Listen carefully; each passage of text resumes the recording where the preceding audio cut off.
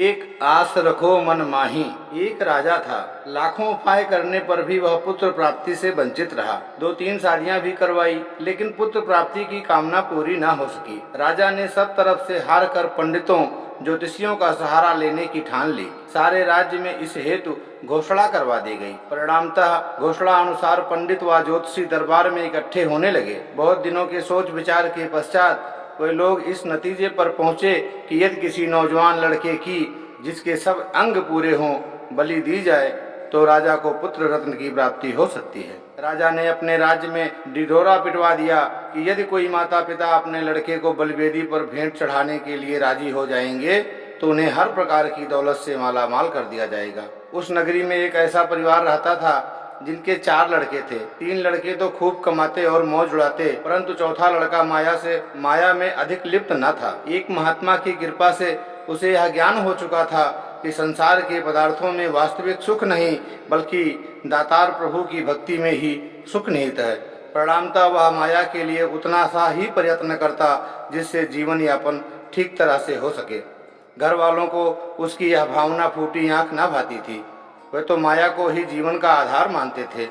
उन्हें यह लड़का परिवार पर बोझ सा जान पड़ता था। इसीलिए सबने निश्चय किया कि यदि इस लड़के को बलि के लिए भेंट कर दिया जाए तो कोई हर्ज नहीं, बल्कि इससे परिवार को फायदा ही होगा। निश्चित दिन परिवार वाले उस लड़के को लेकर दरबार में हाजिर हो गए।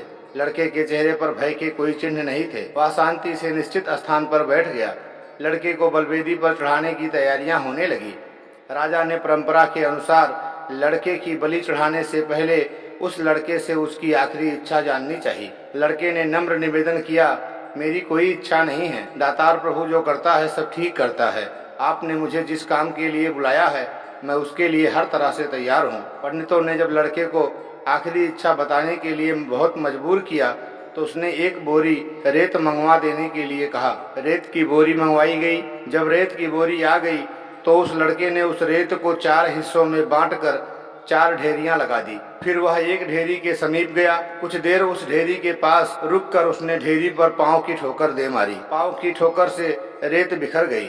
इसी तरह उसने दूसरी और तीसरी ढेरी को भी अपने पांव की ठोकर से बिखेर दिया। लेकिन जब वह चौथी ढेरी के पास पहुंचा तो वहां रुकने के बजाय वह उसके चारों ओर चक्कर लगाने लगा। ढेरी के इर्द गिर्द चक्कर लगाने के बाद बड़े ही श्रद्धा भाव से उसने उस ढेरी को नतमस्तक होकर नमस्कार किया। बलि का आयोजन करने वाले पंडित ये सब खेल देखकर दिल में कांपने लगे। उनको लगा कि इस जवान ने कोई जादू टोना किया है। इसलिए पंडितों ने राजा से निवेदन किया कि बलि वेदी पर चढ़ाने से पहले इस लड़के से पूछा जाए कि इसने 3 ढेरियों को क्यों तोड़ा है और चौथी को नमस्कार क्यों की है। राजा ने जब लड़के से इसका कारण पूछा तो लड़के ने बड़े ही सहज भाव में उत्तर दिया, राजन, दुनिया में माता पिता को बहुत बड़ा सहारा माना जाता है। मैंने पहली ढेरी उसी सहारे की बनाई थी। आपने खुद देखा कि लालच में आकर उन्होंने खुद मुझे आपके हाथों बेच दिया है, इसीलिए मैंने उस ढेरी को लात मारकर तोड़ दिया।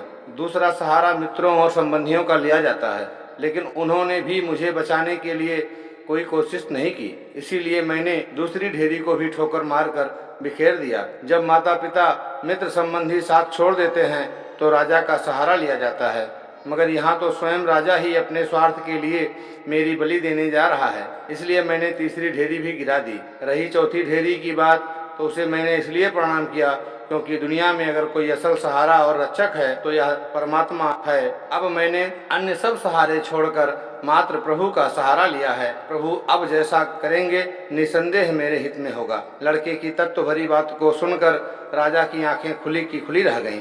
उसने दिल ही दिल में निर्णय कर लिया कि मैं इस लड़के को बलि पर चढ़ाने की बजाय इसे ही अपनी गोद में ले लूंगा।